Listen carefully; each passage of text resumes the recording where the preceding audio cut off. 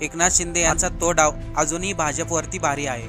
2 दिवसा अगोदर शिंदे यांनी एक पत्रकार परिषद घेतली। त्यामध्ये त्यांनी सांगितलं, आपला मुख्यमंत्री पदाला पाठिंबा आहे। महायुती सरकार जे ठरवेल ते मला मान्य आहे, परंतु माजी मुख्यमंत्री शिंदे यांना मुख्यमंत्री पदाशिवाय त्यांना दुसरं हलकं पद नकोय। त्यासाठी त्यांनी गृह खातं म्हणजेच गृहमंत्री पद स्वीकारलंय। परंतु यावरती भाजपने अजून त्यांचं मत स्पष्ट केलं नाही।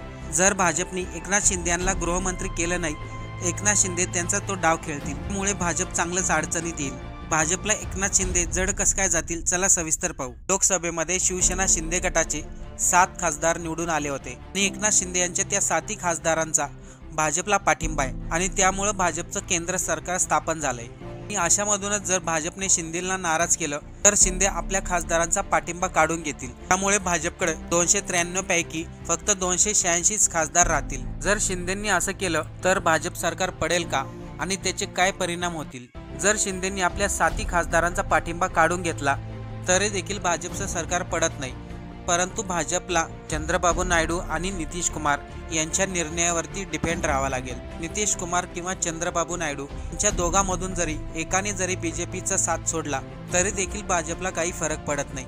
पण एकनाथ शिंदे यांनी जर त्यांचे 7 खासदार काढून घेतले आणि चंद्रबाबू नायडू आणि नितीश कुमार यांनी देखील बीजेपीचा पाठिंबा काढून घेतला तर भाजपला मोठ्या अडचणी निर्माण होतील आणि भाजपचं केंद्रामधील सरकार देखील पडेल। नितीश कुमार यांचे 12 खासदार, चंद्रबाबू नायडू यांचे 16 खासदार आणि एकनाथ शिंदे यांचे 7 खासदार, या सर्वांनी जर इंडिया अलायन्सला पाठिंबा दिला, बीजेपी पुढे मोठं संकट उभं राहील। परंतु या गोष्टीमध्ये काही तथ्य नाही, या फक्त एक अफवा आहे। महाराष्ट्रामधील एकनाथ शिंदे यांच्या निर्णयावरती मात्र भाजपचे बरेचसे काही डिपेंड आहे।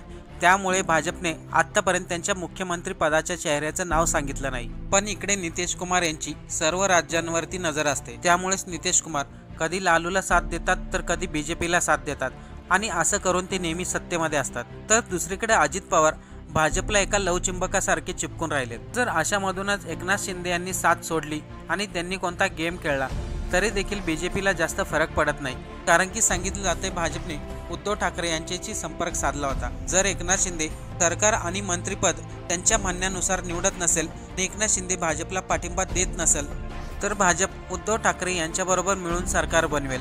तसेच आदित्य ठाकरेला उपमुख्यमंत्री पदाची ही ऑफर दिली जाईल आणि महाराष्ट्राला सर्वांना माहिती आहे मुख्यमंत्री पदासाठी उद्धव ठाकरे यांना किती आवड आहे। भले त्यांना मुख्यमंत्री पद मिळालं नाही तरी पण त्यांच्या मुलाला जर उपमुख्यमंत्री पद मिळालं आणि शिंदेनी भाजपला पाठिंबा दिला नाही, शिंदेनी काही गेम केला तर उद्धव ठाकरे बरोबर मिळून भाजप सरकार बनवतील। शिंदेनी आजकाल गेल्या 2 दिवसात 2 पत्रकार परिषद घेतल्या, परंतु त्यांनी त्यांचं मत स्पष्टपणे मांडलंच नाही। ते फक्त एकच म्हणत राहिले, भाजप महायुती जे काही म्हणेल त्या सर्व गोष्टीला माझा पाठिंबा आहे। परंतु शिंदेनी यामध्ये हे नाही सांगितलं त्यांच्याकडे कोणतं पद राहणार आणि त्यांना कोणत्या पदाची इच्छा आहे। आपल्याला काय वाटतं, एकनाथ शिंदे जर भाजप बरोबर केले तर त्यांना गृहमंत्री पद मिळेल का की दुसरं कोणतं पद मिळेल? कमेंट करून नक्की कळवा।